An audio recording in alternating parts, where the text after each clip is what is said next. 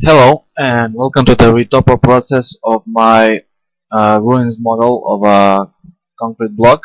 So I started sculpting this in Zbrush, and because I'm gonna render it with Arnold, I'm gonna try to do displacement map. So it's really good idea if you have the time to retopo everything you can, meaning the key features, as you can see, to be in the model itself. So the displacement have a very easy time deciding what should be displaced on render time. So I started by making the decimated version of the sculpt live and using Maya 2014 um, to do the retopo process for the model. So yeah, I started, as I said, uh, uh, with the general landmarks and the big features and the sculpted holes that gonna really define my silhouette of the model.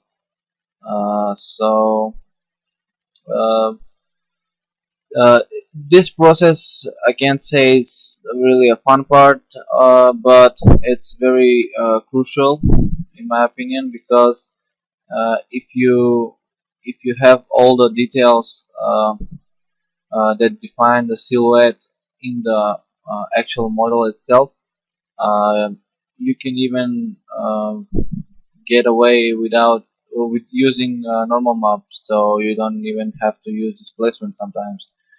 For example, if it's in the background. So what I usually do oftentimes is I try to sculpt the model from all the angles, even if it's not visible in the camera, because I tend to reuse some of my models a lot in the background elements. So I have fewer models with fewer shaders in my scene, and it optimizes the renders. And yeah, it's a very efficient workflow if you can create variation using the same model, just rotating it and scaling it and with different textures. So yeah, uh, this process took me around an hour to retopo the entire thing. Um, and that's mainly because for some reason Maya was lagging on me quite a lot. Uh, I didn't work in real time. It was, you know, it was kind of um, it was kind of slow to navigate around using the high poly model. I could have probably decimated to a lower value in ZBrush, but I decided to go with it. So bear with me.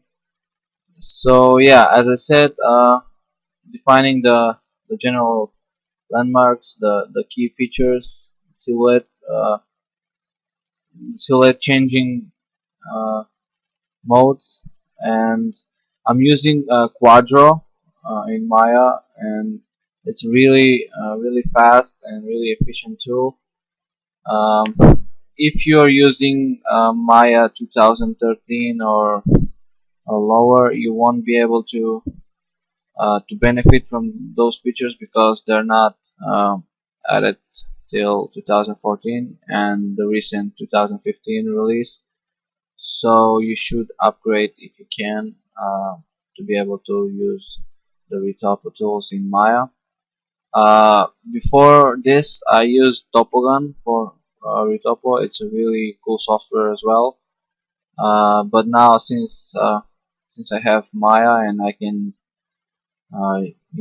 do everything in one scene, in one program, it's really pointless to go and export and do the retopo and then come back and clean up in Maya. So I can just do everything here. It really speeds up the entire pipeline.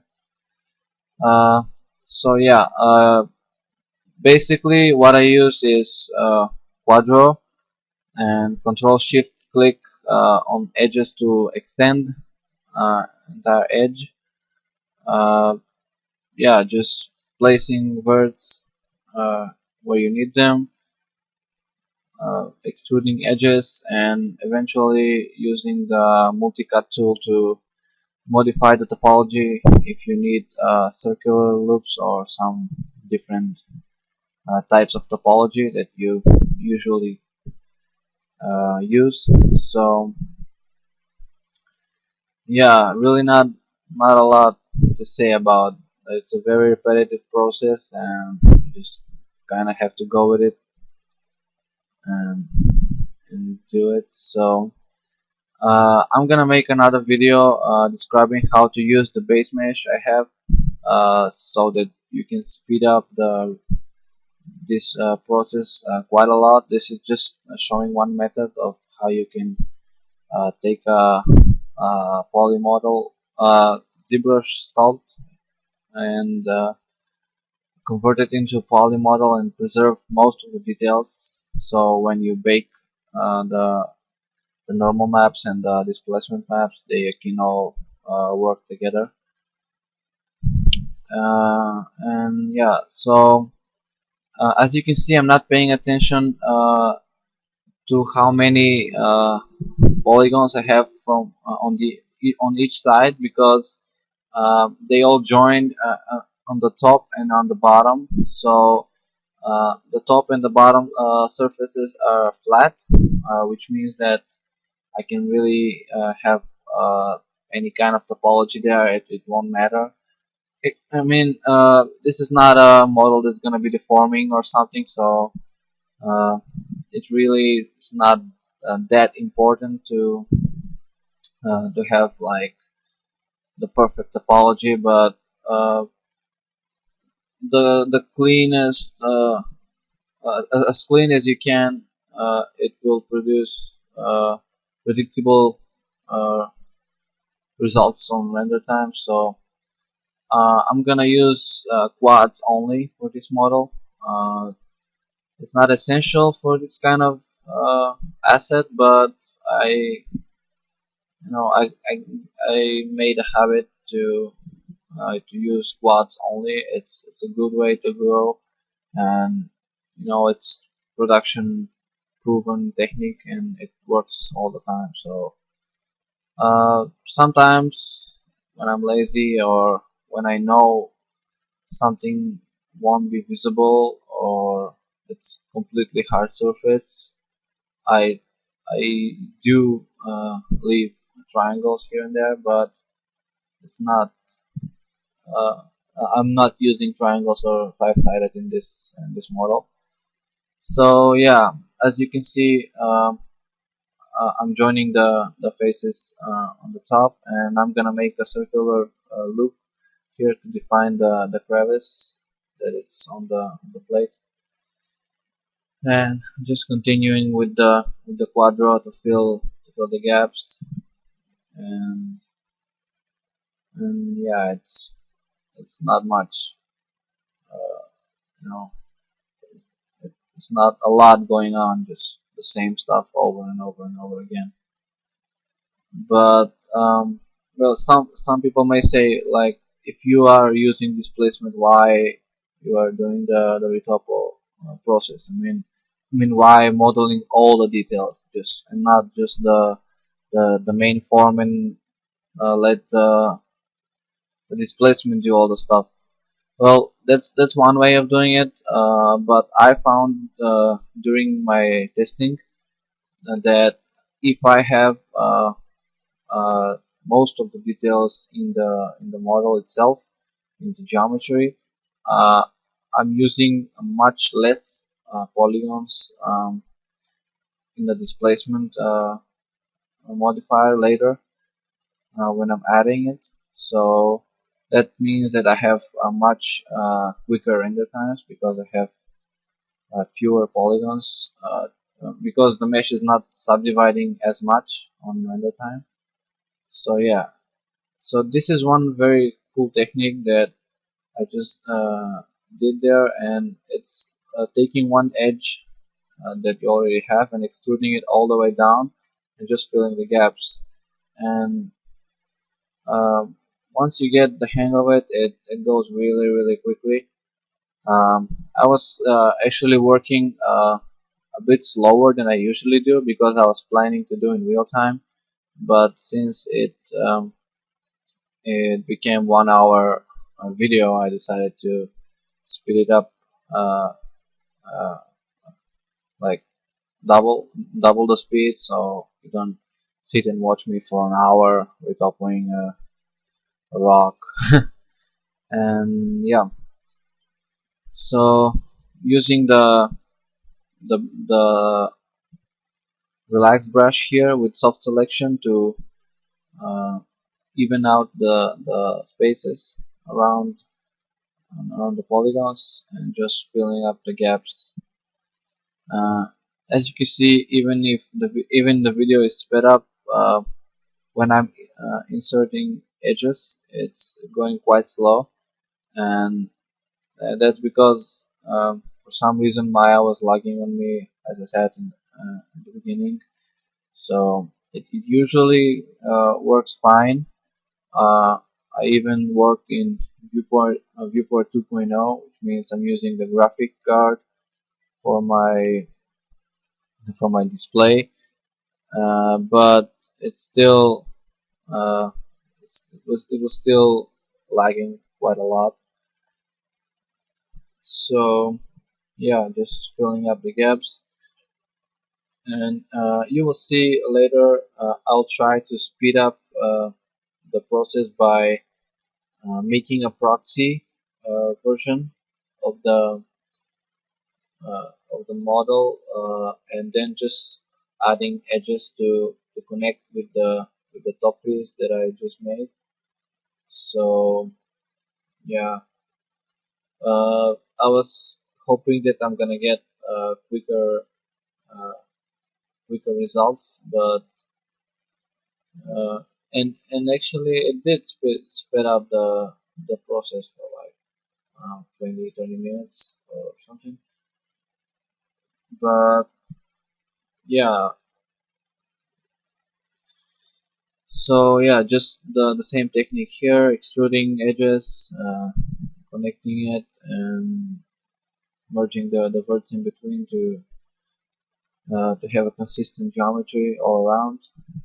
It's very important when you go in Zbrush to have your mesh closed, so you don't have any open faces, because the way Zbrush works is when it's gonna subdivide your model, it's gonna blow the mesh apart. When you have holes, it's gonna shrink it down unless you have very tight edges, support edges modeled or built in. So I'm paying attention to uh, all the details, but trying to make a closed model. Uh, as you were able to see, I do left a triangle there, but I'm not gonna have it in the final model. I'm gonna go back and clean it up later. Um, sometimes I do leave triangles and uh, geometry that is not matched like that, just not to waste time and go and fix it and try to fix it now, because once you insert all the edges, you will find that you have plenty of geometry and you can just merge it anywhere you want with some other edge and just make it a quad. And yeah, just going around the model, uh, trying uh, to stay as clean as possible, and also trying to keep all the faces uh, approximately the same size.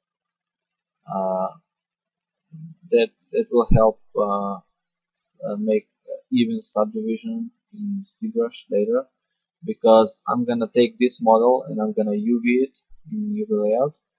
Then I'm gonna reproject all the details from the sculpted version in the on the lower. Then I can use that as a final asset for rendering. Um, so yeah, I'm not gonna make uh, uh, I'm not gonna retopo all the sculpting of the ruins I did on video because it's just gonna be too boring to watch, I guess. This is one of the simpler uh, assets, so imagine how much you're gonna have to watch me retopo all of the pieces. So yeah, as I mentioned here, I am going trying to um, clean up that triangle I left before. So I'm just gonna loop the geometry around and fix it that way. So yeah, that looks pretty even so far. And here I'm gonna start the process of making just a very long thin polygons, just to cover up the faces. And then I'm gonna just go and insert edges to um, fill the gaps and to be able to merge it with the top piece. So yeah, just same process all around, using quadro and holding shift to make a face in between, and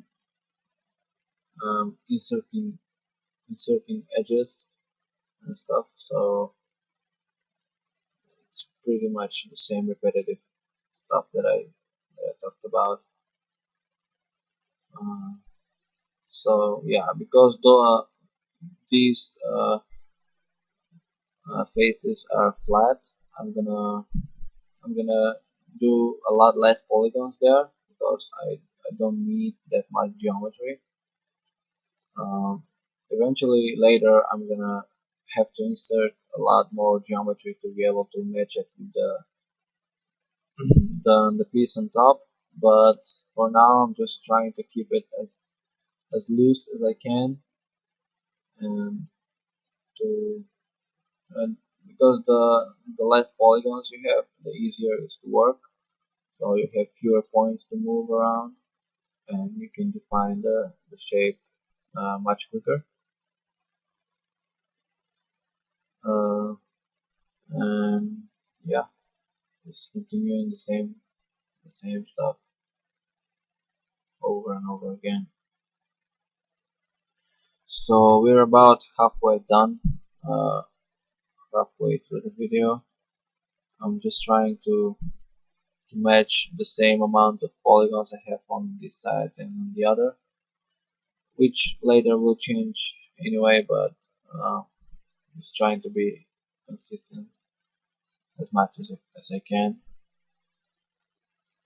Um, and I'd like to spend a few minutes talking about um, how you can get best results with Zbrush and Maya, and especially if you're using Arnold.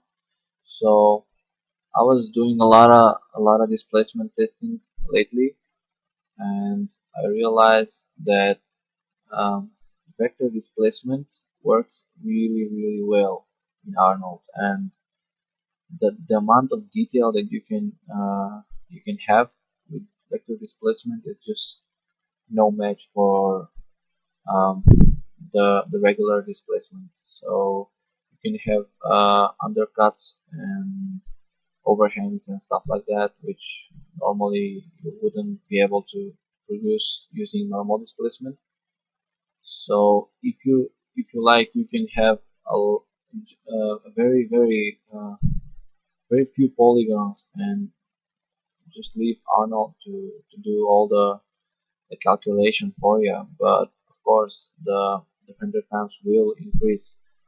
Um, But just by using not normal maps but vector displacement maps compared to regular displacement, the render times are actually not that different. So that's one very helpful tip that I discovered lately using Arnold. Um, V-Ray on the other side, it's quite costly when it comes down to displacement and vector displacement. Um, your render times will increase quite a lot. For Arnold, that's not the case. So if you happen to have Arnold, you probably don't need to go this crazy with the retopoing and adding all the details like I'm doing now. But just because I have the time and I'd like to uh, I'd like to have a cool looking model even without displacement. I do want my model to match my sculpting as much as I can before I render it. Uh, it I'm, I'm doing it anyway. So one other advantage that you have when you're using this technique is if you if you have to do some animations later on and you have to, let's say, uh, if you have a macro shot of your of this asset, if because in productions oftentimes uh, you can have a your producer comes and say, okay, we changed some stuff and now we have the camera moving right along the edge of this concrete block, and if you didn't build the model to be a hero asset, you're gonna have to do a lot of changing and a lot of tweaking. And if it's already there, it's just a matter of exporting higher resolution of textures of displacement to be able to support uh, the the close-up shots. So yeah, you can save yourself a lot of trouble uh, by modeling as much as you can. Um, one other technique that you can use for this is if you have a reference.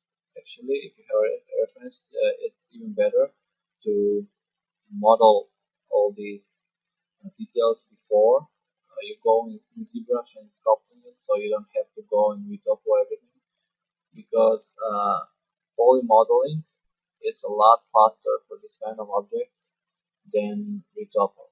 Um, with the poly modeling, you can start with a cube and you can make this asset in 5 to 10 minutes, and then you can spend additional, I don't know, 20 minutes adding the cuts with the split polygon tool. So then you just go with ZBrush, and if you have the major cuts and the major crevices built, you can just roughen the edges, sculpt some details, cracks, and you're ready to go. So yeah, here we are, uh, about 70% done with the video. So I'm just adding more edges to match the top and the bottom pieces. So yeah, as I mentioned, I'm gonna go through that, and then after I'm done defining the silhouette and adding all the edges, I'm gonna go and try to relax the verts a little bit, so I don't have very thin, long faces versus very squashed and elongated faces. So um, those kind of stuff are oftentimes overlooked, but they do make a difference, uh, because if you have even topology, it's very nice and very easy for the subdivision uh, modifier you add to just subdivide again and try to match the sculpted details that comes from the texture. But if the topology is not that good, it's gonna have enough topology in some areas, and you're gonna see the details in some areas, and where you have the long and the long thin faces, or you're gonna see weird results. So yeah, I'm just going and the relaxing topology, and these edges here are quite pinched together, so I'm just gonna try to relax them a little bit. Um, Here, for some reason, the relax brush didn't work, so I went manually tweaked the birds. So yeah, sometimes the relax brush can do some weird bugs and stuff. So you just have to live with it and just go and fix it by hand. Yeah, here I have another triangle that I left before, so I'm gonna go and try to fix it now. Just with the multi-cut tool, editing topology, merging edges, and just going on the other side of the model to see where my model connects, and adding edge to merge it together. And yeah, almost there. Uh, the next video probably will be making the UVs, uh, or projecting the details, because I do have few videos in my channel about how I go making UVs. So I might include that. I might not. We'll see. Depends on my time. And yeah. So few minutes left of the model.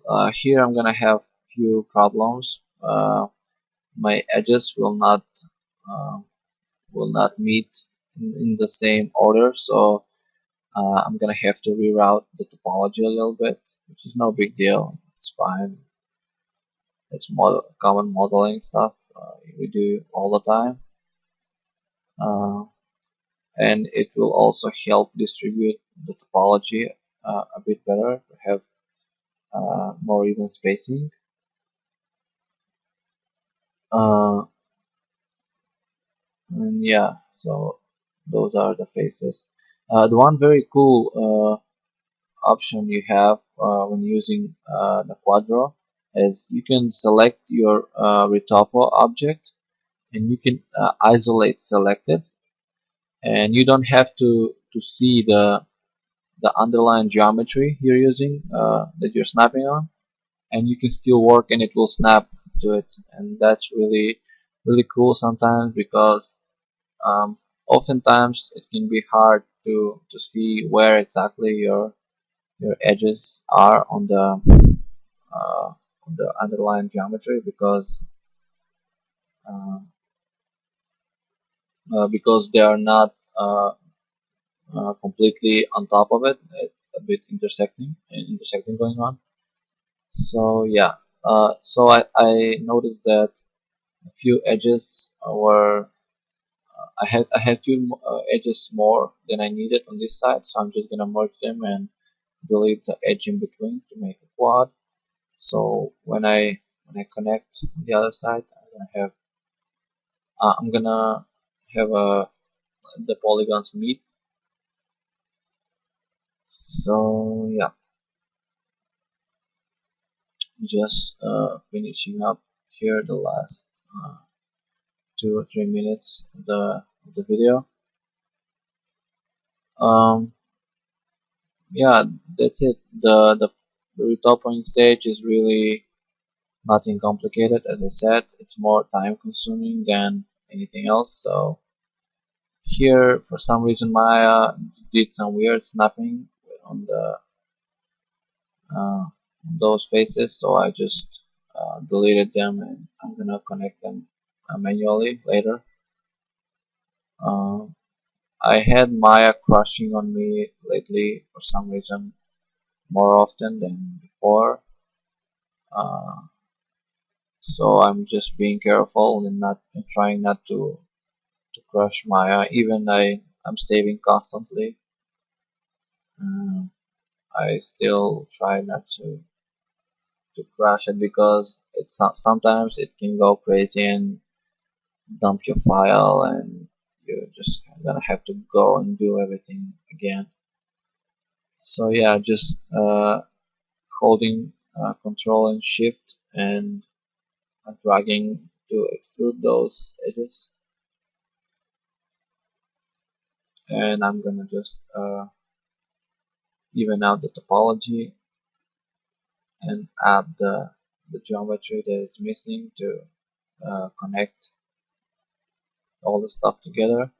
I'm not gonna show how I connect the faces on the bottom because it's really just selecting everything and extruding inwards. And I mean, I could have shown that in the video, but I I believe anyone who's watching and it's at this level knows pretty much how to extrude a face and merge it all together. So yeah, using the relax brush once more uh, to try to even out as much as I can the topology. And yeah, so that would be it for this model. Thanks for watching, and see you next time.